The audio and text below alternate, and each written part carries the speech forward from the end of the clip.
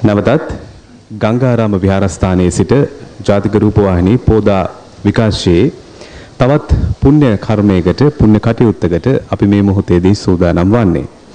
දැන් ඓතිහාසික සමාජයේ වගේම බෞද්ධාගමික වටිනාකමක් තියෙන මෙම ගංගාරාම පුදබිම අද බෞද්ධ වැසියන්ගෙන් පිරී ඉතිරි ගොස් තිබෙනවා මේ වෙසක් දිනය සැමරීම සඳහා ආමිස ප්‍රතිපත්ති පූජාවන් සඳහා සහභාගී වීමට පැමිණි බෞද්ධ බැතිමතුන්ගෙන්.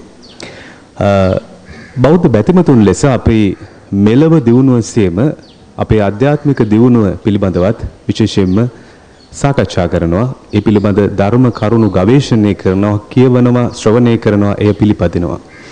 අනන්ත වූ බුදුගුණ ලෝකයට විදහා දැක් වූ තථාගත සම්මා සම්බුදු බුදුරජාණන් වහන්සේගේ මේ අපරිමිත බුදුගුණ ස්මරණය කරමින් ඒ බුදුගුණ සඳහා අපේ වන්දනාව සිදු කිරීමට දැන් මේ මොහොත අපි උදා කර ගන්නවා. මෙම බුදුගුණ වන්දනාව පුණ්‍ය කර්මීය මෙහෙවීම සඳහා දැන් අපගේ ගෞරවනීය ආරාධනය පිළිගෙන වැඩම කොට සිටිනවා ගංගාරාම විහාරවාසී පූජ්‍ය ගෝණදිනියේ සීවලී ස්වාමීන්ද්‍රයන් වහන්සේ. උන්වහන්සේට අපි සාදුකාරයක් ලබා දෙමින් ආරාධනා කරමු මේ අසීමිත බුදුගුණ වන්දනාව සිදු කිරීම සඳහා. අවසරයි අපේ හාමුදුරනේ. අතිපූජනීය නායක හාමුදුරන් වහන්සේ ප්‍රදාන පූජනීය මහා සංඝරත්නයන් අවසරයි. උතුම් වෙසක් පුර 15ක් පොහොව දවසේ මේ අවස්ථාවේ මේ ගංගාරාම විහාරස්ථානයේ රැඳී සිටින මේ පින්වත් හැමදෙනාමත් ඒ වගේම මේ ජාතික රූපවාහිනිය නරඹන ලංකාවාසී ඔබ සියලු දෙනාමත් මේ අවස්ථාවේදී සිටින්නේ ඒ ලෝතර අමාමේනි සම්මා සම්බුදුරජාණන් වහන්සේ පිළිබඳව ඊ타ත්ම ශ්‍රද්ධාවෙන් ගෞරවයෙන් යුක්තව මේ ලෝකය සනසාලු ඒ වගේම මේ ලෝකයේ සියලුම මිනිසයන්ට නිවැරදි මඟ පහදාලු අති උතුම් ලෝතර බුදුරජාණන් වහන්සේගේ තෙමගුල් දිනය අදයි. උන්වහන්සේ නිසා කී දෙනෙක් නම් සනසුනාද, කී දෙනෙක් නම් සනසෙනවද? ඒ ලෝතර බුදුරජාණන් වහන්සේ වැඩ හිටපු කාල සීමාවේදී මොනතරම්නම් පිරිසක් කෝටි සංඛ්‍යාත පිරිසක් නිවන් මඟ ලබා ගත්තා. ඒ උතුම් වූ මඟ ලබන්නට අපිටත් භාග්‍යවන්තයන් වීම මොනතරම් වාසනාවන්තද? අද වෙන උතුම් වෙසක් පුර 15ක දානේද ඒ සිද්ධාර්ථ ඒ කුමාරයන්න් වහන්සේ ඒ උත්පත්තිය ලැබුවේ. ඒ වගේම ඒ බුදුරජාණන් වහන්සේ උතුම් වූ බුද්ධ පදවියට පත් වුණේ අද වෙන දිනක නේද? ඒ වගේම ඒ ශ්‍රේෂ්ඨයන්න් වහන්සේ බුදුරජාණන් වහන්සේ පිරිනුවම් පාවදාලෙත් අද වෙන දිනක වීම විශේෂත්වයක්. ඉතින් කොහොමුණත් පින්වතුනි බුදුරජාණන් වහන්සේගේ බුදුගුණ සිහි කළා ඉවර කරන්න පුළුවන්ද?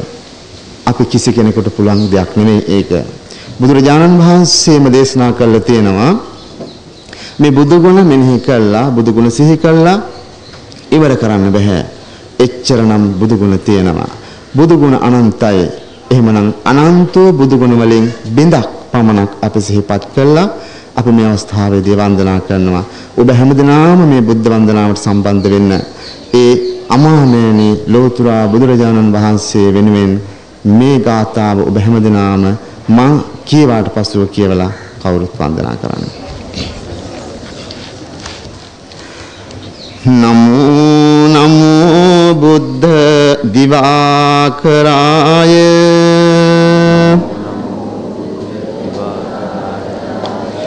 නමෝ නමෝ ගෝතම චන්දිමාය නමෝ නමෝ නන්ත ගුණං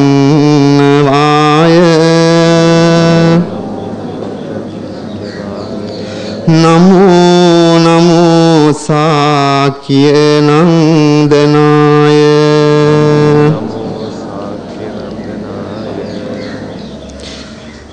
සිහිලස් විය මට බුදු බණ වැස්ස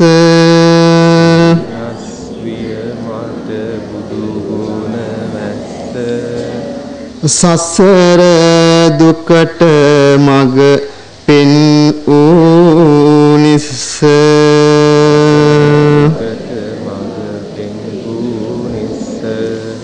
මාර බලය පාර දන්නට දස්ස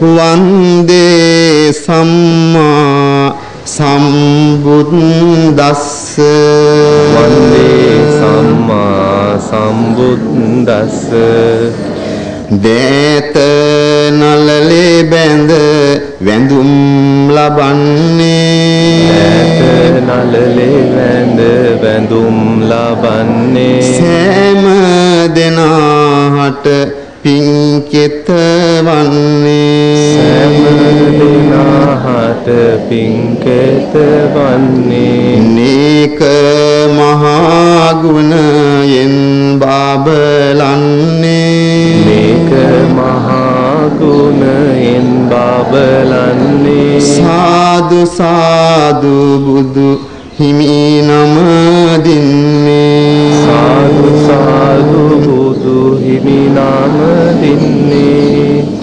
සාදු සාදු සාදු සාදු ඒ අමාමෑණි ලෝතර බුදුරජාණන් වහන්සේ සියලු සත්වයන් කෙරෙහි තාමත් මෛත්‍රියෙන් කරුණාවෙන් දයාවෙන් යුක්තව ඒ සියලු සත්වයන් මේ ලෝකයේ විඳින්නා වූ මේ දුක් වේදනාවන් සංතාපයන් ඒ වගේම විවිධ ප්‍රශ්න ඒ බාධක වලට මුහුණ දෙන ඒ අප හැම දිනාටම සැනසීම ලබන්නට සුවය ලබන්නට මේ ලෝකයේ ඒ අපි බලාපොරොත්තු වන උතුම් වූ සැනසීම උදා කරන්නට අපේ ලෝතර බුදුරජාණන් වහන්සේ අපිට ධර්මයේ දේශනා කළා. ඒ නිසා උන්වහන්සේ දේශනා කරපු ධර්මයේ පින්වතුනි ඇසීමත් සපක් සුඛා සද්දම්ම සවණං ඒ බුදුරජාණන් වහන්සේගේ දහම් අසන්නට ලැබීම මහා භාග්‍යයක්. එහෙමනම් ඒ භාග්‍ය ලත් ඔබ හැමදෙනාම ඔබේ ජීවිතේ වාසනාවන්ත කර යන්නට ඔබට සියලු දහම් කරුණු බුදුරජාණන් වහන්සේ දේශනා කළා තියෙනවා.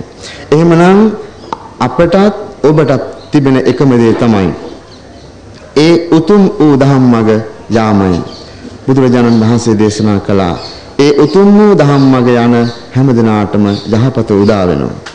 ඒ නිසා බලන්න මෙන්න මේ බුදු ගුණ කවියට ඔබ හැම දිනාම සවන් දෙන්න බලන්න මොනතරම් බුදුරජාණන් වහන්සේගේ බුදු ගුණ මෙහි සඳහන් වෙලා තියෙනවද කියලා.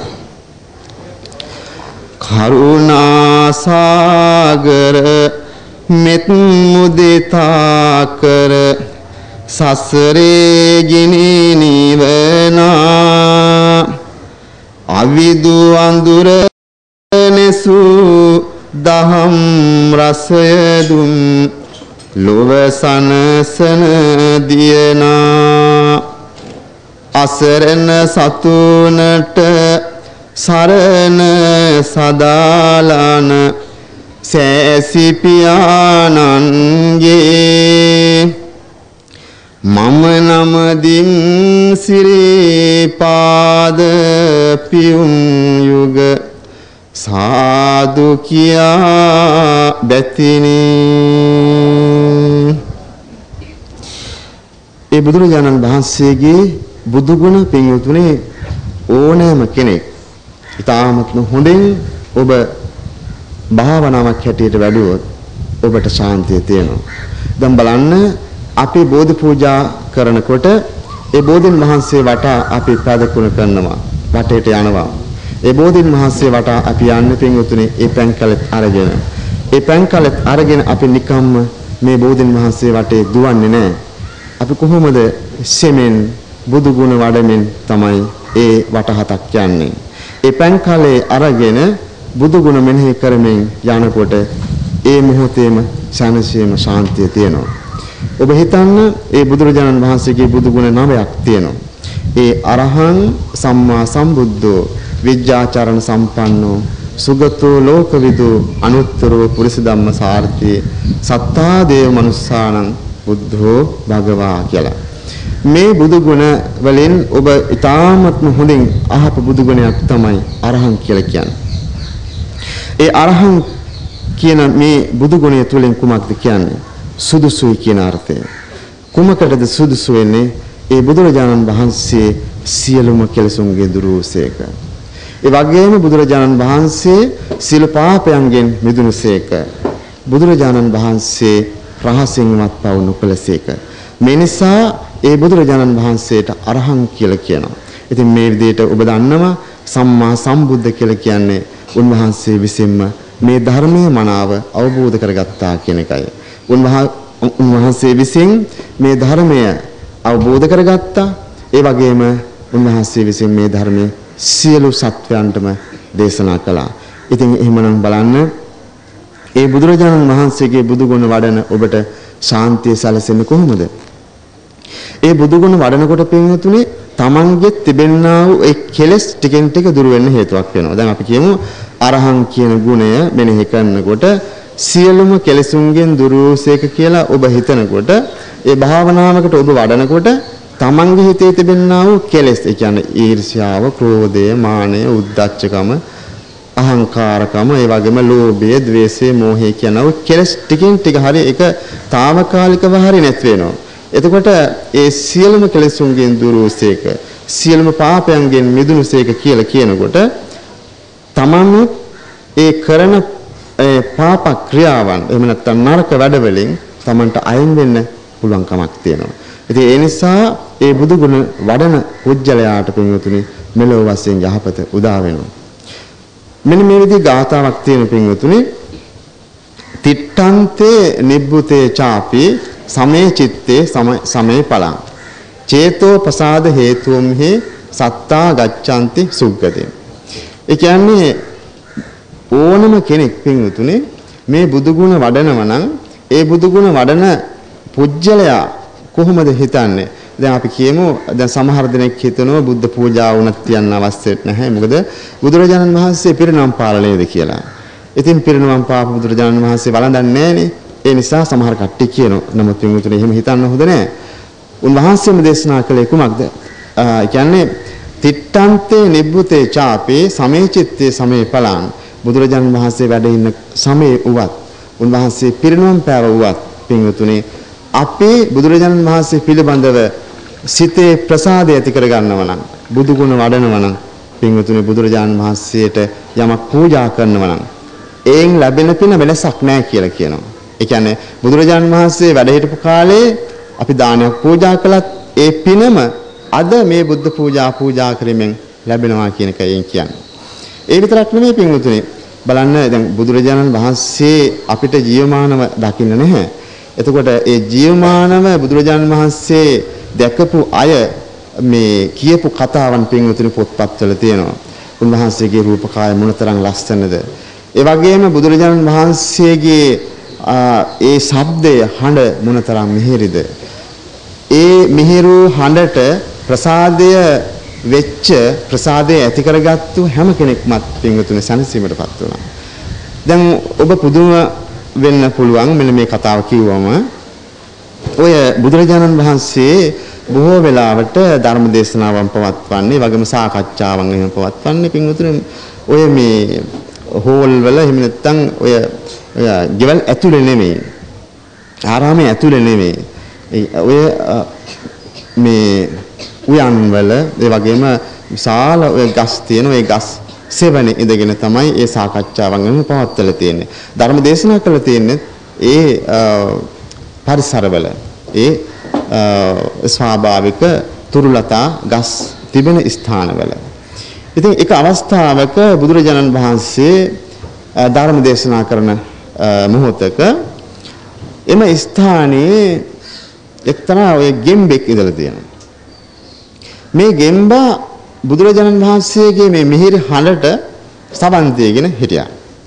ඊටාමත් පැහැදීමෙන් සවන් දීගෙන හිටියේ. ඉතින් මේ ගෙම්බට මේ කිසිම දෙයක් තේරෙන්නේ නැහැ. ධර්මයේ තේරිලා නෙවෙයි. පින්විතුන් මේ ශබ්දයට මේ පැහැදිලා ඒ ගෙම්බා දැන් උන්වහන්සේගේ මේ ධර්ම දේශනාවට සවන් දීගෙන හිටියා. ඒ අතරේ එක්තරා පුජ්‍යලයක් උතෙන්ට ආව බණ අහන්න. ඒ බණහන්න ආවේ සැරේටියත් අරගෙන. දැන් සැරේටිය කියන්නේ ඔබ දන්න ඔය ටිකක් මේ ටිකක් ඇවිද ගන්න බැරි අය ගේනව නේද? ඒ සැරේටිය හැරමිටිය අරගෙන එනවා. ඉතින් ඒ හැරමිටිය අරගෙන ආපු මේ පුජ්‍යලයා හැරමිටිය තියාගෙන හිටියේ යා වාඩි වෙලා තියාගෙන හිටියේ මේ හරියටම අර ගෙම්බගේ ඇඟ උඩ. අර මම මුලින් මතක් කරපු ඒ ගෙම්බගේ ඇඟ උඩ තමයි සැරේටිය යට තියාගෙන හිටියේ. එතකොට මේ පුජ්‍යලයා ටික වෙලාවක් බණ අසමින් ඉඳලා කොහොම හරි පොඩ්ඩක් නැගිටින්න හරි පොඩ්ඩක් පොළවට ටිකක් තද වීම සඳහා මේ පුජ්‍යලයා නැකිට හෝ යම් කිසි දෙයක් කරා. ඒතකොට ඒ සැරේටිය එක සැරේටම තද වුණා. ඒ සැරේටිය තද වුණේ කොතනද? හරියටම අර ගෙම්බා. අර ගෙම්බාගේ ඇඟ උඩ තමයි තිබුණේ. ඒ නිසා අර සැරේටිය මොකක්ද උනේ? එක සැරේටම තද වුණා. ඒ තද වෙච්ච ගමන් අර ගෙම්බා මරණයටපත් වුණා. එතකොට මරණයටපත් උනේ මොන හිතකින්ද? මරණයටපත් උනේ පැහැදිච්ච හිතින්. කුමකටද පැහැදිලා හිටියේ? දැන් ඒ සතා දන්නේ බුදුහාමුදුරුවෝ කියලා. නමුත් බුදුරජාණන් වහන්සේගේ මේ හඬට පැහැදිලා හිටියා. ඒ නිසා බලන්න ඒ සතා ඒ ගෙම්බා දිව්‍ය ලෝකේ උපත ලැබුවා මණ්ඩුක කියලා දිව්‍ය පුත්‍රයෙක්. ඉතින් බලන්න දැන් එහෙම මේ තිරිසන් සත්තු මේ විදිහට මේ හඬට ශබ්දයට උන්වහන්සේගේ මේ සුමధుර වූ හඬට සවන් දීගෙන එහෙම මරණයටපත් වෙලා හොඳ උපතක් ලැබුවා නම් පින්වතුනි ඔබට මොනතරම් වාසනාවන්ත උපතක් ලබන්න පුළුවන්ද? ඒ වගේම ඔබට නම් කොච්චරනම් තමන්ගේ ජීවිතය වාසනාවන්ත කරගන්න පුළුවන්ද? ඒ නිසා පින්වතුනි බුදුරජාණන් වහන්සේට යමක් පූජා කළත් විශාල පිනක්. ඒ වගේම බුදුරජාණන් වහන්සේගේ බුදු ගුණ මෙනෙහි කළත් පින්වතුනි විශාල භාග්යක්.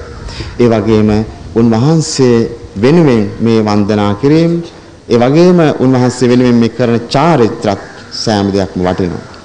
බලන්න බුදුරජාණන් වහන්සේගේ මේ බුදු උපත අපිට කොහොමද ශාන්තියක් වෙන්නේ? මේ ඔබ අද බණ අහන්නේ ඔබ හොඳ ජීවිතයකට පෙළඹෙච්ච නිසා, යොමු වෙච්ච නිසා. නැත්තම් පිටුතුණු කවදාවත් බණ අහන්නේ නැහනේ. දැන් මේ වෙලාවට සමහරලාට ගෙවල් වල හොඳට නිදි වෙලාව. දැන් ඒ හොඳට නිදි වෙලාව දැන් ඔබ බණ අහන. ඔබ මේ බුදු ගුණයට සවන් දෙනවා. බලන්න ඔබ කොච්චරනම් භාග්‍යද කියලා. ඒ වගේම වාසනාවන්තයි.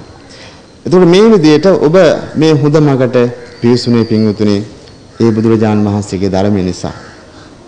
ඒ බුදුරජාණන් වහන්සේගේ ධර්මය ඇසූ නිසා ඔබේ ජීවිතය සකස් කරගත්තා. ඒ වගේම ඔබේ ජීවිතය විතරක් නෙවෙයි ඔබේ දුවගේ ඔබේ පුතාගේ සියලු දෙනාගේ ජීවිත සකස් කරන්න ඔබට හැකියාව ලැබුණා. ඒ නිසා පින්වතුනි මේ බුදු ගුණ මෙනෙහි කිරීම ඔබ හැමදෙනාම කරන්න ඕන. කවුරුත් මෙන්න මේ කවි මාත් එක්කම කියලා වන්දනා කරන්න.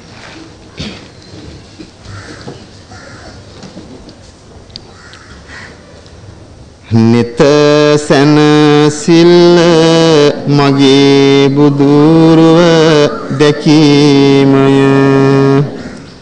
ගත සැනසිල්ල බුදු හිමි හට වැඳීමය සිත සැනසිල්ල බුදු හිමි ගුණ සිතීමය භව සැනසිල්ල හිමිගත් මග ගැනීමය. ඔබ දන්නවා බුදුරජාණන් වහන්සේ මෙනෙහි කරගෙන උන්වහන්සේ සිහිපත් කරගෙන මරණයටපත් වෙච්ච මිනිස්සු පිළිබඳව ඒ දේවදත්ත හාමුදුරු ගැන නිරන්තරයෙන්ම කතා බහට ලක්වන චරිතයක්. ඒ මොකද දේවදත්ත හාමුදුරුව ගැන කල්පනා කරනකොට පින්වතුනි අපිටම පුදුම හිතෙනවා. ඒ මොකද දැන් සාමාන්‍ය මිනිස්සෙක්නේ. ඒ වගේම ස්වාමීන් වහන්සේ නමක්. එතකොට මේ ස්වාමීන් වහන්සේ නමට මේ බුදුරජාණන් වහන්සේගේ බුදු ගුණ, උන්වහන්සේගේ උතුම් චරිතය මේ කරුණාවෙන් මෛත්‍රියෙන් මේ පිරිච්ච උතුම් චරිතය වටහා ගන්න බැරුණේ කුමන හේතුවක් නිසාද කියන එක. ඉතින් පින්වතුනි ඒකට මේ පුදුම වෙන්න දෙයක්වත් නැහැ. එක පැත්තකින් ඔය මිත්‍යා දෘෂ්ටිකත්වයට වැටුනම ඒ පුජ්‍යලයා දන්න මොනව කරනවද මොනව කියනවද කියලා. ඉතින් ඒ නිසා උන්වහන්සේ දේශනා කළා තියෙනවා මිච්ඡා දිට්ඨි භික්කවේ පරමා වජ්ජා. ඒ කියන්නේ වැරදි දැකීමක් ඇති කර ගැනීම ප්‍රධාන වරදක් හැටියට උන්වහන්සේ දේශනා කළා. එහෙමනම් ඒ දේවදත්ත හාමුදුරුව පින්වතුනේ මේ වැරදි දැකීම ඇති කරගෙන මේ Taman විතරක් නෙවෙයි අර පැත්තක හිටපු අජාසත් කුමාරයාත් ඒ පැත්තටම යොමු කරගත්තා. ඉතින් එවැනි චරිත පින්වතුනේ අද තියෙනුනේ. දැන් ඔබ ජීවත් වෙන මේ පරිසරවල බලන්න මේ කී දෙනෙක් නම් කියනවද පන්සලට එනකොට මේ ඔච්චර මොකටද පන්සලට යන්නේ? ඒ වගේම මල් පහන් පූජා කරනකොට පින් දහම් වලට සම්බන්ධ වෙනකොට ඒ වගේම ධර්ම දේශනාවන් ශ්‍රවණය කරන්න යනකොට ඔච්චර මොකටද බණහන්? ඔච්චර මොකටද මල් පූජා කරන්නේ? ඕක තමයි ප්‍රශ්නේ. ඒ ප්‍රශ්නේ කාටද එන්නේ? මිත්‍යා දෘෂ්ටිකයට. ඒ නිසා ඔබ හොඳට දැනගන්න ඔය පින්කම් කරනකොට පින්වතුනි මේ Taman ඊටාත්ම හොඳට ලැබියාවෙන් පින්කම් කරනවා. නමුත් මේ හරි ප්‍රශ්නේ වෙලා තියෙන්නේ මේ පැත්තක ඉන්න කට්ටියකට. ඉතින් ඒ නිසා අන්න එවැනි අයගෙන් ටිකක් ප්‍රවේශම් වෙන්න ඒ පින්දහම් කරනකොට ඒ අයගෙන් ටිකක් බාධාවක් එනවා පින්වතුනි. දැන් බලන්න බුදුරජාණන් වහන්සේ සාරා සංඝ කල්ප ලක්ෂයක් නේ පින්වතුනි. දැන් ওই කල්පය කියනකොට හිතන්න පුළුවන් ද පුජ්‍යලේකට. දැන් ඔබට හිතන්න පුළුවන් මේ කල්පය කියන්නේ කොච්චරද කියලා. කල්ප කියන එක හිතන්න බෑ. බුදුහාමුදුරුවෝ දේශනා කළේ උපමාවලින්. කල්පය කියන එක කොහොමද? එක එක්කෙනා ඔය අහනවානේ බුදුහාමුදුරනේ කල්පය ගැන මට දේශනා කරන්න කියලා. ඊට පස්සේ දවසක් ස්වාමීන් වහන්සේ නමක් ඇහුවා ස්වාමීන් වහන්සේ කල්පේ පොඩ්ඩක් මට කියලා දෙන්න කියලා. ඊට පස්සේ බුදුහාමුදුරුවෝ දේශනා කරන තවත් උපමාවකින් ඔය මේ යොදුනක් දිග යොදුනක් පළල මහ විශාල ප්‍රාකාරයක් සකස් කළා. ප්‍රාකාරයක් කියන්නේ තාප්පයක්නේ. තාප්පයක් සකස් කළා ඒ ඇතුළට ඒ ප්‍රාකාරය ඇතුළට අබ පුරවනවා. සම්පූර්ණයෙන් අබ පුරවනවා. එතකොට ඔබ හිතන්නේ යොදුනක් කියන්නේ සතපුම් කීයක්ද? සතපුම් කීයක්ද? සතපුම් 16ක්. සතපුම් 16ක් විතර තමයි යොදුනක් කියලා කියන්නේ. එතකොට හිතන්න ඔය සතපුම් 16ක් දිගට මහ විශාල තාප්පයක් සකස් කළා මේ එතකොට යොදුනක් උසට. එතකොට හිතන්න කොච්චරද කියලා. මේකේ ඇතුළට මොනවද පුරවන්නේ? අබ. ඉතින් අබයට දැකලා ඇතිනේ. එතකොට ඔය අබයට වලින් පුරවනවා. අබයට වලින් පුරවලා පින්වතුනේ අවුරුදු 100ක් යනකොට අර ස්ථානයෙන් එක අබයටයක් ඉවත් කරනවා. එතකොට අවුරුදු 100ක් යනකොට තමයි අබයට ඉවත් කරන්නේ. ඉතින් ඔහොම අවුරුදු 100ක් යනකොට අබයට බැගින් ඉවත් කරනවා.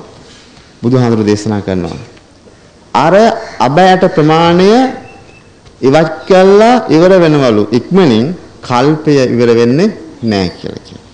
ඔන්න එතකොට ඔබට හිතන්න පුළුවන් කල්පය කියන්නේ කොච්චරද?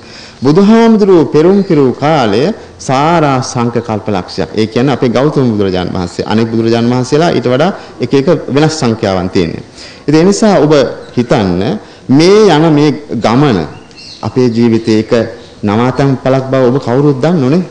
එහෙමනම් මේ නවාතම් පළේ අපි ඉඳගෙන බුදුරජාණන් වහන්සේගේ ධර්මයේ අහන්නට වාසනාවන්ත වීම කොච්චරනම් ඔබ භාග්‍යද?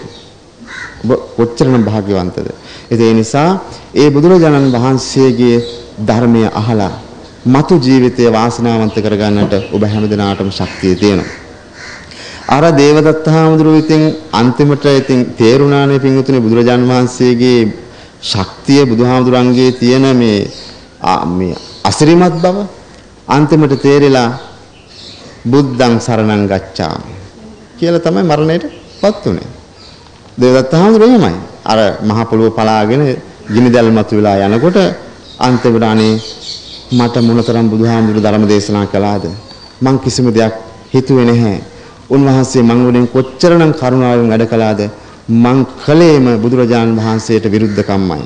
ඉතින් එහෙම කල්පනා කළා අන්න බුදුරජාණන් වහන්සේ ගැන සිහිපත් කරමින් තමයි මරණයටපත් උනේ.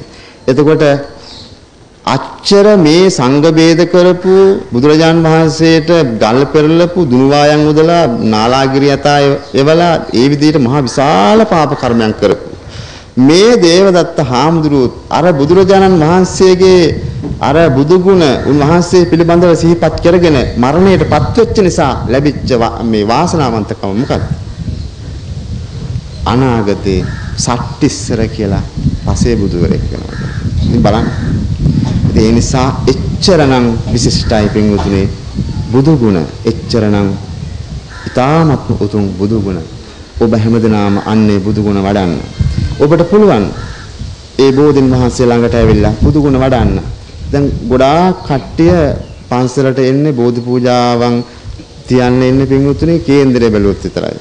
ඒ කියන්නේ ශාස්ත්‍ර මහත්ය කිව්වොත් විතරයි බෝධි පූජා තියන්න එන්නේ. ඉතින් පන්සලට ඇවිල්ලා අහන ස්වාමීනි අපිට බෝධි පූජා 21ක් තියාගන්න ඕන කියලා ඉතින් එහෙම පටන් ගන්නවා. ඉතින් කවදාවත් පන්සලට ඇවිල්ලා නැහැ.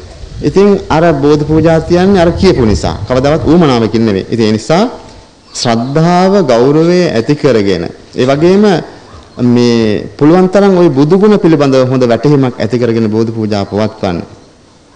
කවදාවත් මේ හදිසි බෝධි පූජා තියන්න හොඳ නැහැ. තමන්ට පුළුවන් නේ පින්වතුනි ඉඩ තියෙන අවස්ථා තියෙනවා. ඒ හැම අවස්ථාවකදීම ඒ බෝධි පූජාවන් පූජා කරන්න. ඒ වගේම බුදු ගුණ මෙනෙහි කරන්න. ඒ වගේම හැම අවස්ථාවකදීම බණ අහන්න. ඒ වගේම පන්සල් ඇවිල්ලා මේ විදිහට මේ සිල් සමාදන් වෙන්න. ඔබට හදිසි පූජාවන් තියන්න ඕනේ නැහැ. ඒ නිසා මේ කරන පින්කම් ඔබේ ජීවිතයට හේතු වෙනවා. ඒ නිසා මේ වෙලාවේ ඒ ලෝතුරා අමාමෑණී සම්මා සම්බුදුරජාණන් වහන්සේගේ බුදු ගුණ මෙනෙහි කරන මේ මුළු ලෝකයේම මේ අවස්ථාවේ එහෙමනම් ඒ බුදු ගුණානුභාවයෙන් අපි හැමදෙනාටම ශාන්තිය උදා වේවා. බුදු ගුණානුභාවයෙන් සියලු දෙනාගේ මේ තිබෙනා වූ ඒ පාපී සිතවිලි දුරු වේවා. බුදුරජාණන් වහන්සේගේ ආශිර්වාදයෙන් ආනුභාවයෙන් සියලු දෙනාගේ කායික මානසික සුවය ශාන්තිය ඇති වේවා. ඒ වගේම සිත් නිවි පහන් වේවා. සියලු දෙනාටම තුනුරුවන් සරණින් සියලු යහපතම උදා වේවා කියලා ප්‍රාර්ථනා කරනවා. සාදු සාදු සාදු. ගංගාරාම විහාරවාසී පූජ්‍ය ගෝණදෙණියේ සීවලි ස්වාමීන්ද්‍රයන් වහන්සේ එම බුදු ගුණ වන්දනාව පුණ්‍ය කර්මයේ මෙහෙවන්නට යෙදුනේ. දැන් මේ මොහොත වන විට ගංගාරාම විහාරස්ථානයේ අද දවස පුරා අටසිල් සමාදන් වූ බෞද්ධ වැසියන් එම පින්කම් වල යෙදෙමින් තමන්ගේ ආධ්‍යාත්මික ජීවිතයේ සුවය සොයාගෙන මේ බෞද්ධ පරිසරය තුල ඔවුන් පින්දහම් රසක් අද දින රස කර ගන්නට යෙදුණා. අපි ඊළඟට බලාපොරොත්තු වෙනවා අප බෞද්ධයන් ලෙස නිබඳව ප්‍රාර්ථනා කරන ආධ්‍යාත්මික සුවයෙන් නිවන් මඟ සොයා ගන්නට අපට අවශ්‍ය ශක්තිය ආධ්‍යාත්මික ශක්තිය අප වර්ධනය කරගත යුත්තේ කෙසේද ඒ කරගන්නේ කෙසේද ඒ සඳහා බුදුදහම දක්වන මාර්ගෝපදේශකත්වයේ කුමක්ද කියන කාරණය සාකච්ඡා කරන්නට විද්වත් මණ්ඩලයක් සමග අපේ ස්වාමින් වහන්සේලා සමග තවත් විද්වත් ගිහි පාර්ශවයේ බෞද්ධ බැතිමතුන් සමග අපි සාකච්ඡා කරන්න බලාපොරොත්තු වෙනවා සවස් දෙකට එම ධර්ම සාකච්ඡාව සමග හමු වීමේ බලාපොරොත්තු ඇතිව දැන් අපි ඔබෙන් සමු ගන්නවා. ඔබ සමට තෙරුවන් සරණයි. පෝතා විකාශ